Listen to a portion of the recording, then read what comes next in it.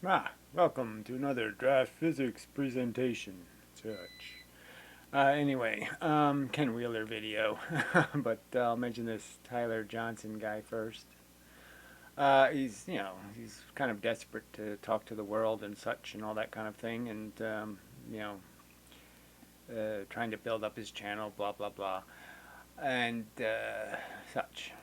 And so, yeah, maybe you should help him out. Maybe you can chat or something when he does a live room and all that kind of crap. So anyway, just figure I'll mention link below. He speaks English well. He's got some sort of communication skills, let's say. So I think he'll do okay over time, but he's just a little impatient.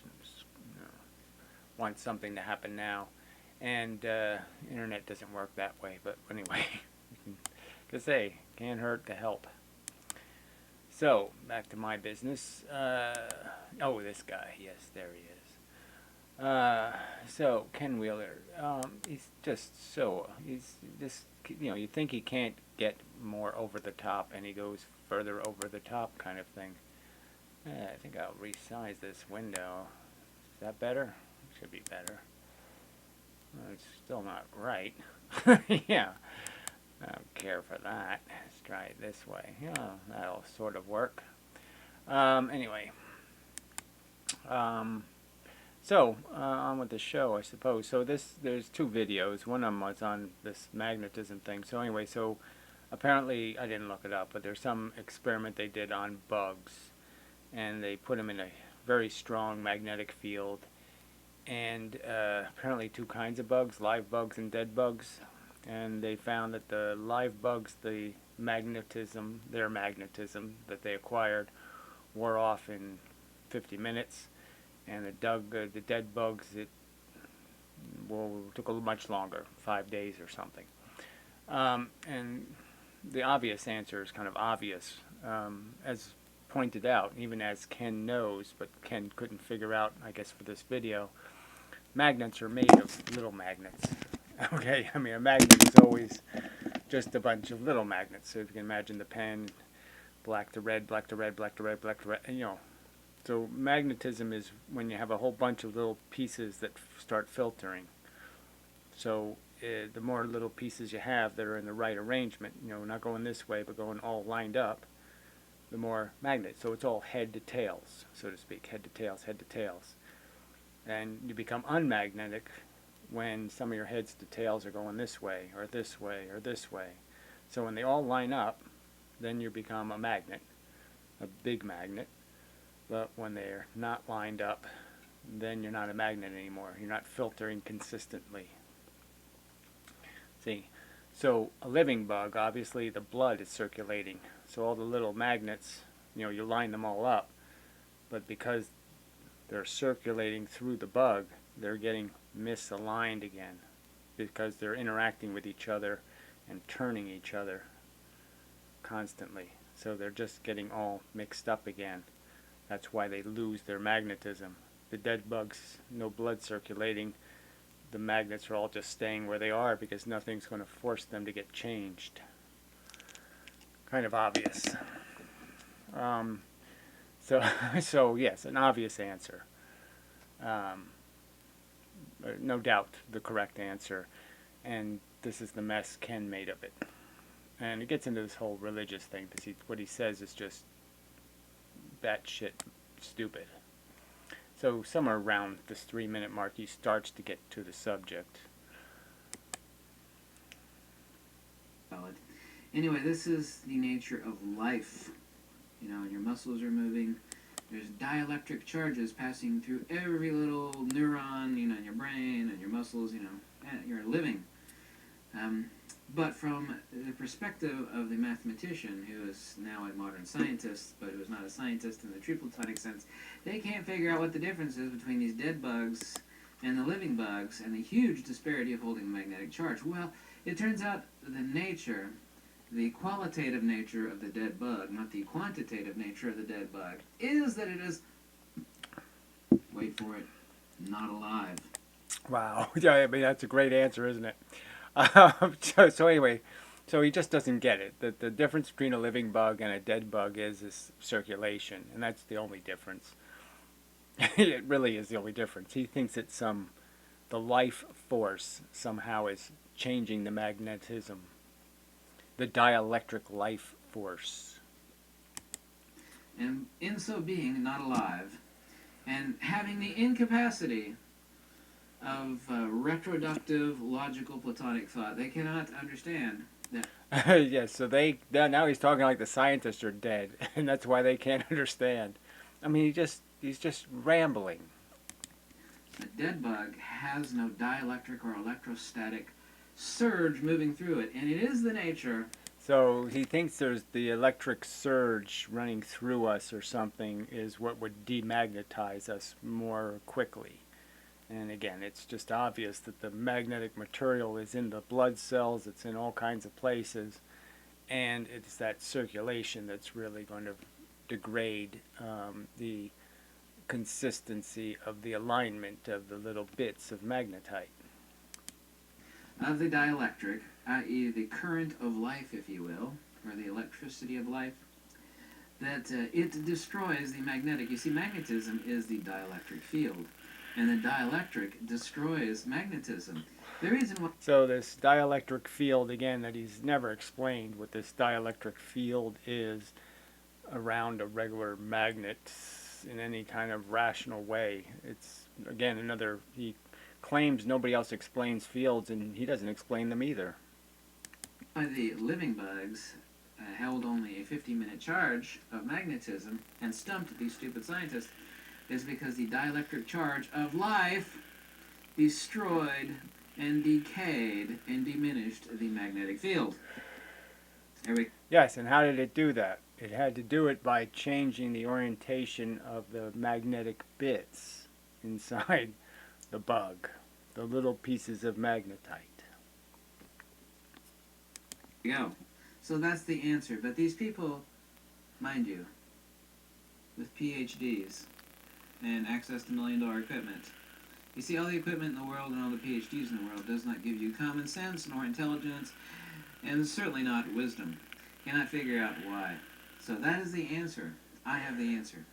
So he says that's an answer of some kind, the dielectric blah blah blah life forcey thingy. And that's that's something that's supposed to be an answer. Sorry. It's not the way I think answers are supposed to be. Answers are supposed to be something you can actually draw a picture of it in your brain. It's the same sort of person that thinks that,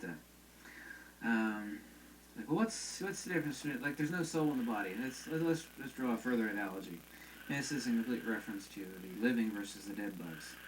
The psychophysical, the corporeal, existential. Psychophysical, corporeal, existential. What is all this crap? Again, except for just jargon.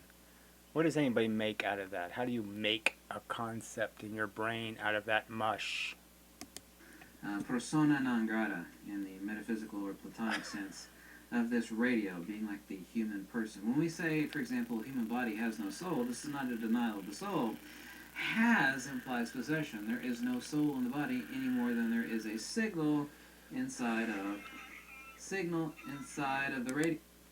So somehow he doesn't think that the radio merely allows the signal to go through the electronics and come out the speaker.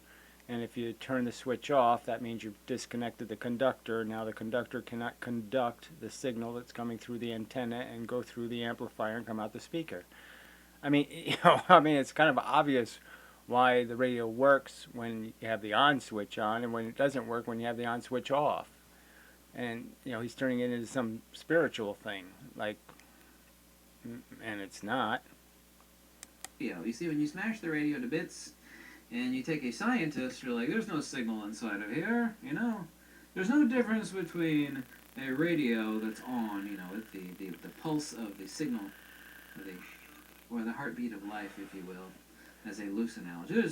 So again, another completely false paraphrase of science. No scientist would say the antenna is not receiving the signal when the radio is off. Of course, they would say, yes, the antenna still works.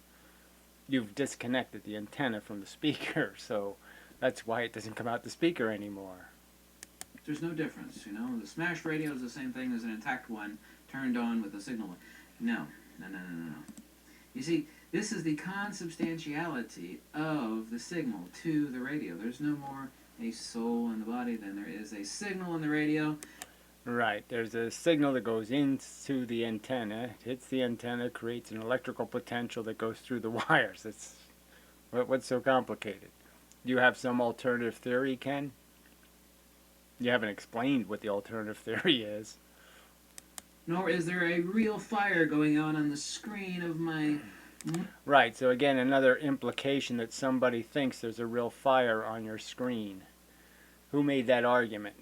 When did they make it? Yeah, that's right, that never happened either. I mean, you know, this is just such straw man bullshit. Monitor here. No, indeedy. No. Nor are there little people inside of your television set. I think there was some story about some dude back in the 50s or something. He's like a dumb redneck, and they brought him a TV set, and he smashed it to find the little people inside. That's a true story, by the way. I don't know where that happened, but... Yeah, I don't have any details about how the truth is, but it's true. So he searched that something's true, but he has no details of the true story. Sure, it's true. Sure it can. It's the same sort of thing that we're dealing with these scientists. With PhDs, mind you, and million-dollar equipment. They've done a really fancy experiment, but they can't figure out why there was a diminution. Let's see, I don't know if it was $1 million. I don't know if it cost them $1 million to magnetize bugs, so I'm a little doubtful about that. I think they already had the big giant magnet for some other purpose, and they just decided, well, let's put bugs in it and see what happens. Of the magnetic field in the living creature. That's because the living creature has an electrostatic or dielectric charge pulsing throughout its entire little exoskeleton body. And that destroys magnetism because... So he's saying that it certainly could, in some respects, create some influence, but it seems very unlikely that the amount of magnetism created by the electric current in neurons would have much hope. This would be such a small amount of magnetism, a small amount of current, to move any pieces of magnetite in any of the cellular structures. So no chance of that, I don't think. The inverse of magnetism is dielectricity. This is why a dead bug, as they found out, will hold a strong magnetic field charge after being zapped with a strong, I think it's like 1.5 Tesla magnetic field. That's why the dead bugs will hold that, because there is no dielectricity running. No, they'll hold it is because there's nothing moving the little bits of magnetite around, and therefore none of them are getting turned and influenced. No chaos is in the system anymore. Through that bug, because the bug is dead.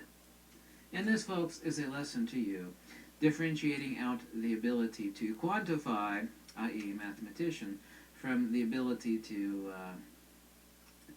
synthesize. In other words, put two and two together, but not...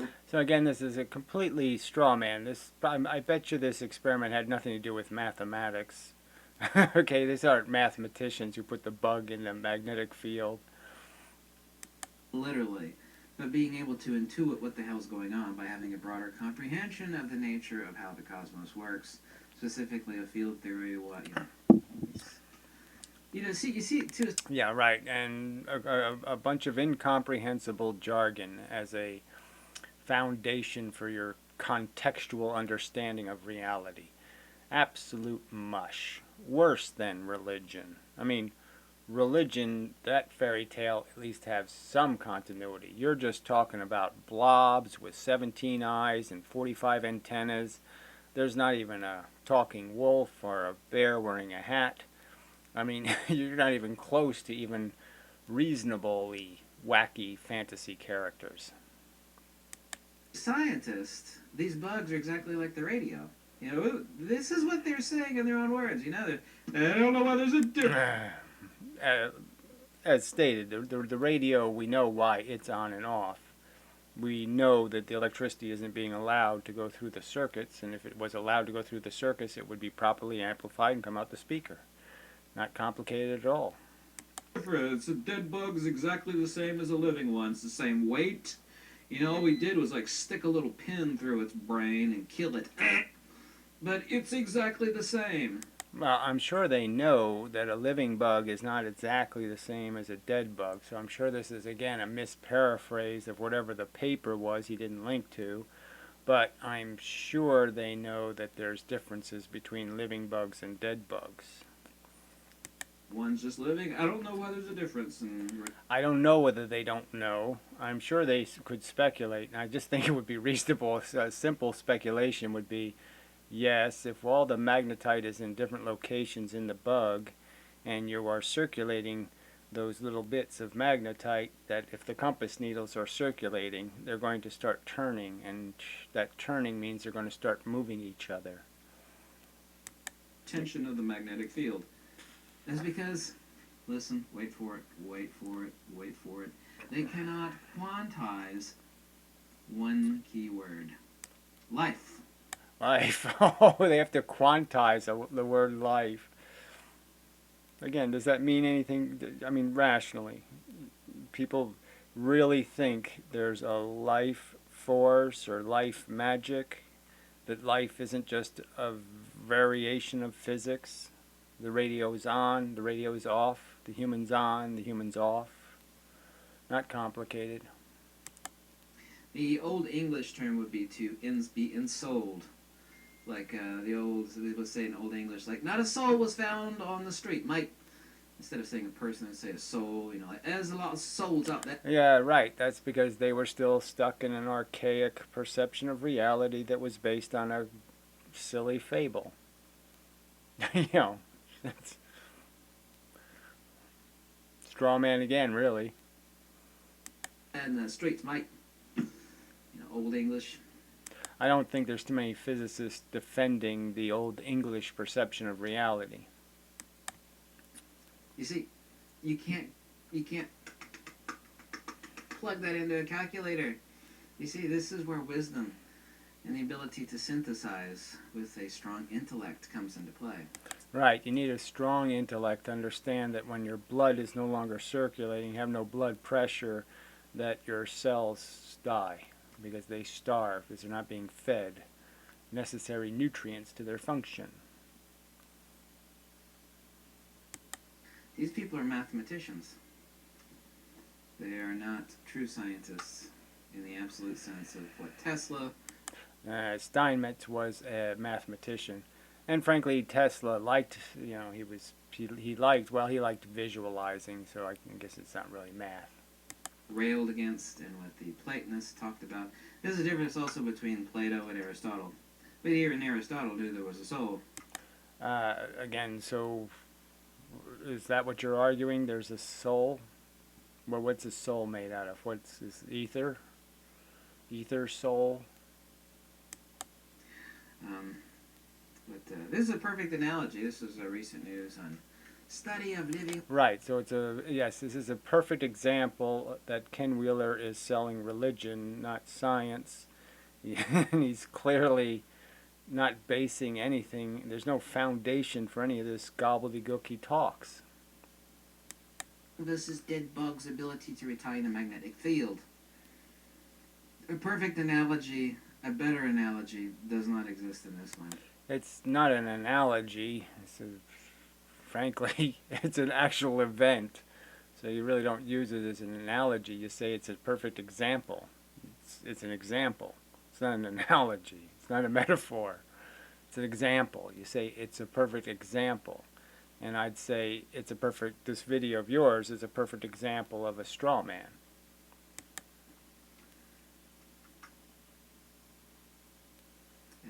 It's so perfect. It's the perfect example of stupidity. It's someone who is incredibly smart, but this is episteme. Right, so it's not smart. It's more just gibberish. They're smart, but they're stupid. Okay. You know, oh, I got a 96 on my doctoral thesis. Yeah, but you're still a idiot. This is why doctors are the second leading cause. I got a PhD.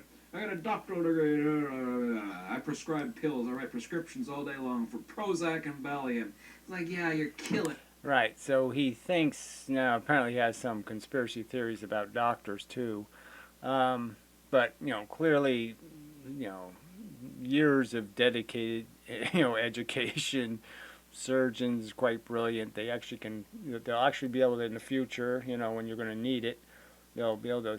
Rip your ribs apart and pull your heart out and actually, sew on some new veins and arteries and shit. Not not an unimpressive accomplishment.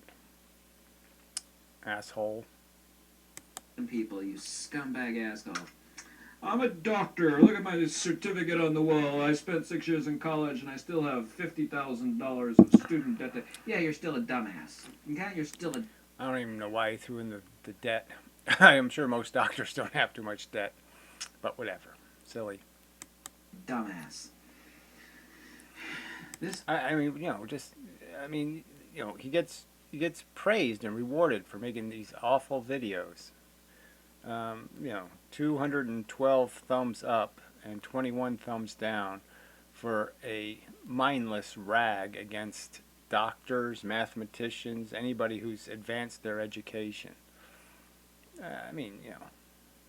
People can be wrong about something, point out the exact details of where they're wrong, but these generic statements that he has acquired the superior perspective somewhere, it's just such crap. By what? Reading old fucking hieroglyphs. folks is why doctors are the second leading cause of death. They're not really. So again, that's just playing a game with statistics.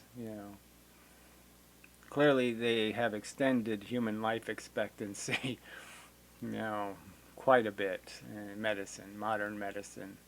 And there might be parts of it you don't personally like, but you wouldn't choose to endure. But the fact is, it has worked. Right after cancer. So he thinks the doctors have done more harm than good, I guess is his argument somehow. When clearly, it's an argument on its face that's dead in the water. Breathe. There we go. Breathe. Breathe, breathe, breathe. Yeah, which you probably aren't going to be able to do too much longer in the condition you're in. Yeah. Yeah. I love debating people. I used to debate people all the time. I went all the way to the end just for that bit. Right, he used to debate people all the time, and he was so victorious that he decided to quit. Yeah, I guess. I miss it. Oh yes, and that's why you're a chicken shit that blocks people if they disagree with you a little bit, you block them, and if they politely ask you for the opportunity to debate your mush, you block them. So where are you showing that you have any interest in debating anybody? You seem to run from every challenge posed. It's debating people because I'm really good at debating people. I imagine you're really bad because it's really easy for the person to say, "What the fuck did you just say?" Could you put that in English, Fatty? People are so illogical. They're either Right, right. And, well, whatever. I mean, there's just nothing you can say. He thinks he's being logical. Dielectric, blah, blah, blah, field, blah, blah, blah, life force, mush. There, that's logic. No, it isn't. they're emotional or they're stupid, and both of them will lead you right off a cliff like a lemming. Boom. Yeah, it's right. And you're a coward. It's like, which is worse? You're a coward. Being highly emotional or being You're a coward. Being a coward is worse. And you're a coward. stupid? Well, they're both neck and neck, heading right. You're, fat ass who talks beyond your small brain. Way beyond. Off the cliff. Thank you so much for watching. I'm glad I could bring this perfect analogy to you. Okay, again, it wasn't an analogy, it was an example. So, and his video was an example of shit. Straw man bullshit. care of these stupid scientists, in name only. If you like these videos, please click the link below because I'm not sponsored. I have no affiliate link. Yes, yeah, well, whatever. Yes, you're selling, brain farts. Thanks. And any kind of donation is greatly appreciated. Yeah. Absolutely greatly appreciated. Yeah, right. You should get rewarded for selling, puking this crap into people's brains. So anyway, so we'll play a little bit of this other video. Might as well, since we're here, we'll just jump through it. So he's ragging on Walter Russell, who really wasn't a scientist, at all.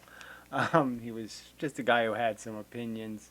And he really doesn't clarify what he agrees with and what he disagrees with in any kind of reasonable manner at all here. But he just basically says, well, he's only right 50% of the time because, Ken knows he's right 70 or 90% of the time, 100% of the time. Just more arrogant crap. All right. I'll just skip ahead of the intro. But not only all of Walter Russell's works, I also have stuff that other people don't have. A lot of hand-drawn diagrams. Now, 60%, 50 to 60% accuracy is really high praise for me, considering most stuff out there. Yes, and Ken would know, of course. Yeah, right. Well, whatever. 50% right about what? I mean, clearly, getting a nuclear power plant 50% right wouldn't really cut the mustard. Comprehend thing through the lens of their mind or consciousness. Just like someone's on the sunny side of a building, someone's on the dark side of a building, and this person says, oh, it's brilliant, and, it's all this multicolored. Yeah, right. Well, that's the whole point of what science is supposed to do, is cut through all the bullshit and try to understand what is a fact and what isn't a fact. And they should have evidence demonstrating that. And yes, conventional science has jumped the evidence, but Ken Wheeler is even a bigger evidence jumper. He's jumping whales, not sharks. He never defines what the hell a field is. Nowhere does Walter Russell. And everything is fields. Right, and Ken Wheeler also never defines what a field is. Where's the energy come from?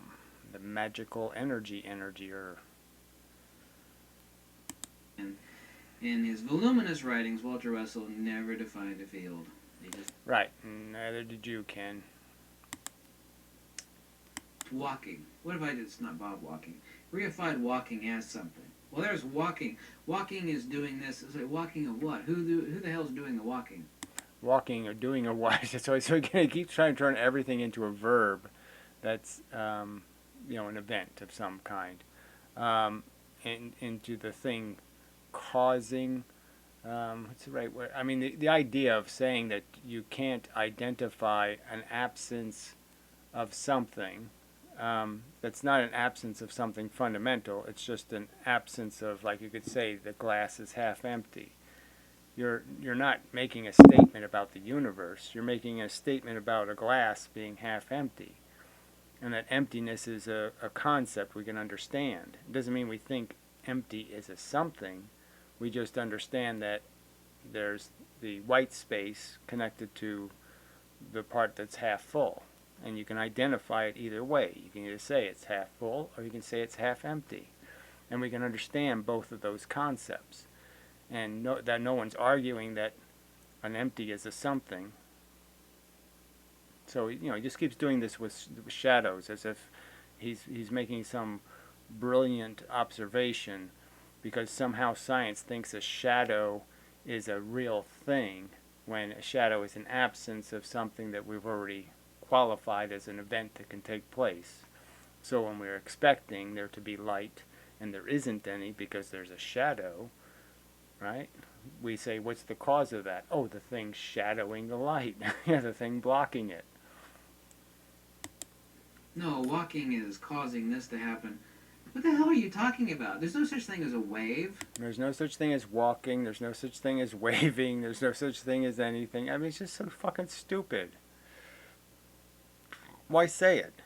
There's no such thing as a wave when we see them. Sure there is. There's a wave. No, it's a wave of water. Or is it? Yeah, exactly. It's right. It's a big clump of water. moving. Yeah, that's right. A wave of transverse electrical magnetic circuit as far as a certain frequency of the EM spectrum, for example. Yes, he's saying that's nothing when it's obviously a something. People also talk about linear waves or scalar waves. Nobody talks about them. Even Dullard says there's no such thing. So who's scalar waves? You're the one who believes in that mush. A scalar wave, by the way, is the furthest thing from a wave, for example. It's rarefaction and compression. There are no waves in Okay, so it's the furthest thing from a wave. It's a compression, which is what a wave is. Again, what's the point?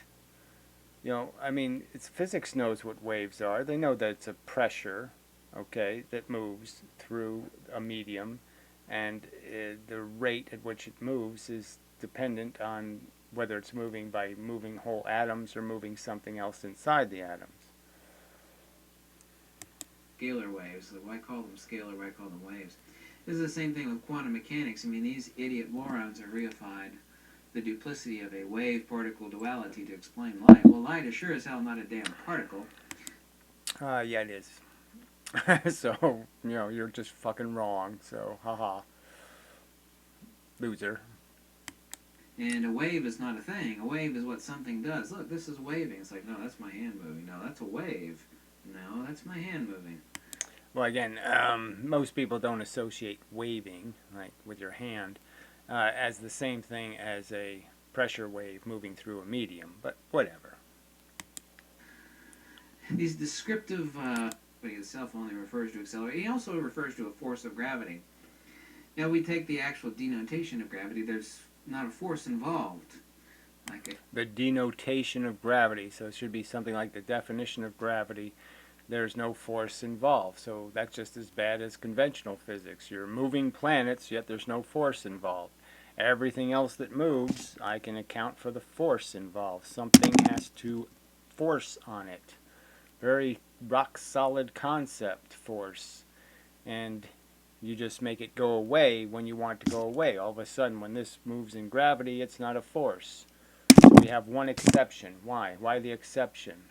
Why the exception to the rule? Why would you think it's not a force that's involved? A boulder falling off a cliff, for example, and accelerating towards the ground, there's no force involved in that. Right, that's acceleration. That's not a force, so it's just a magical acceleration. Things just magically decide to accelerate. You just, without any hand to throw it.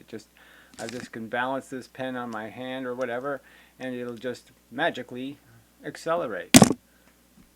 Why?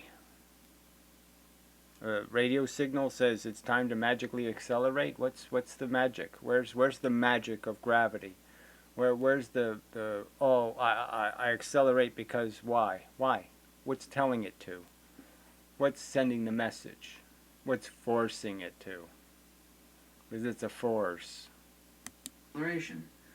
Now, of course, we actually have an incorrect understanding of acceleration. In conventional sense, when someone accelerates in their car, they're actually expending energy and actually Yay, you figured that out, right? So we ought to account for the energy. If we see something moving, we ought to account for where the energy came from. What's causing it? Because we know it takes energy to move matter. We know in all of our circumstances that's the rule. And so why this special rule for gravity and magnetism? All of a sudden it doesn't require any source of energy. Causing force that actually drives the motor, but that's a conventional sense of acceleration. In true field theory, acceleration has nothing to do with force. No energy. Right. So I guess, again, and it's true in what way? Is it consistent with the evidence? No. All the evidence points to you have to have a force. That's what all the evidence points to. And there's no evidence pointing to the no force, except for the dogmatic statement by people like you that it's just acceleration, the magical acceleration accelerated. Energy is expended. Actually, we actually have an increase in potential. Right, which doesn't make any sense either. You're increasing its potential by moving it, which used up its potential. It's now in a lower gravity, not a higher gravity, so it's losing potential as it's falling. But whatever. Play along. The same thing of dielectric centripetal convergence is increasing potential. Yes, that makes perfectly good sense. So dielectric centripetal convergence. Oh yeah, sure, I got that. Increasing potential. The magic whirlpool of potential. Denotatively to refer to his intelligence in the voluminous works that he's written, like the Universal One and all the other articles and books that he's written. Of course, he unfortunately, relies upon an enormous amount upon religious conventions, and specifically creationistic ones. Yes, that's right. So he's a bit of a nutter. So why worry about it? Again, another archaic person to start arguing with. Why argue with archaic, people who didn't have the fact-based, the knowledge base we have now? Why argue with them? And this, of course, is why he has a cult following, literally. Apparently, everybody has a cult following because, yes, they're somewhere they said the magic sentence, "You are special" or something, and that's all people want to hear. And Russell apparently said something about God and his magnificent creation, and that's all people want to hear. Cult following today. But he was just a simple man with a vision of themselves. They have no existence. But human conceptual understanding of the nature of things, we do reify these things, and reification means actually... Yes, reification, the word he just keeps using, reify. Refried beans. I mean, what do you mean, reify? Making something out of, in short, making something out of something which is not to be made something out of, or... Yes, that's right, the nothing. Make something out of the nothing. Ooh. Again, this is just a word trap. It's just semantics. I could argue there's no, the word free, for example, is really the white space word, when the only word that means anything is confinement. Once you've eliminated confinement, then you're automatically free, so to speak. But there is no free. There's just the absence of bars on the jail cell. Irish people are fond of reifying leprechauns. Like, who broke the vase? Oh, this is, it's just too stupid. BS and nonsense. Yes, that was BS and nonsense. Another straw man argument. The Irish people believe in leprechauns, therefore my physics is right. Insane addition. Every author out there, no matter how intelligent they are, has a certain percentile of BS crap and nonsense. Right, except for you, Ken, because you're the perfect whatever. The perfect humongous, of authority. The humongous of authority. Clearly, but they can't see the whole picture. In this case, they can't see it all. But you get my point, so... That's what... No, only an idiot could get your point, because only an idiot could say, I get it, when you haven't said anything that's rationally gettable. Walter Russell, he uses the word motion more than you find the word... Yes, and so do you. Motion and something, inertia and acceleration and motion and whatever it is. You say it all the time. God in the Bible. And motion does not exist. Motion does not refer to anything at all. No more than a... Right, and you're always using the word acceleration, which is exactly the denotation of motion. It's one of the ways you can't have motion without accelerating. It's no other way to acquire motion without accelerating. Damn shadow refers to anything. Because a shadow is not anything at all. Yes, right. Sure it is. Another straw man. It's like, do you know Walter Russell? It's like, yeah, I know Walter Russell. But really good. I guarantee you I've read more of his stuff than... Yeah, so again, he's picking on another dead guy. So I guess he's won all his debates against dead people. Because I've never seen him debate somebody who's actually alive. Everybody's watched my videos combined.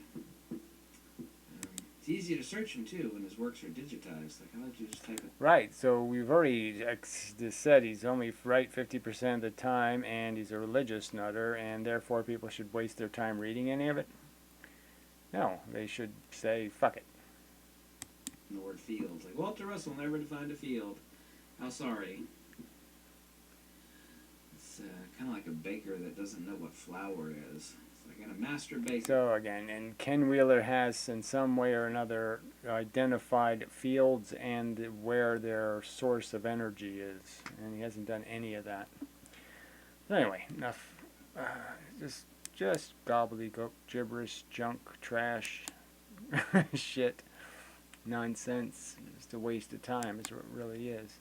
But anyway, might as well read this comment while I'm here. There's not too much in the comment section lately. But, you know, clearly these people just can't be bothered to watch more than a half of one video or something. About the double-slit experiment, if you send the photons one by one, yes, we all know about that, they will still create the interference pattern. Well, it's not an interference pattern, it's a pattern, on-off pattern. You know, and I've established in the 3 questions video, so this is one of the talk physics videos where I'm pointing right to the playlist with the 3 questions. And he just totally ignores the question, which is, why is it a bar pattern instead of a gradual pattern? And he's just talking right past it again. So the guys infer that it's not interference.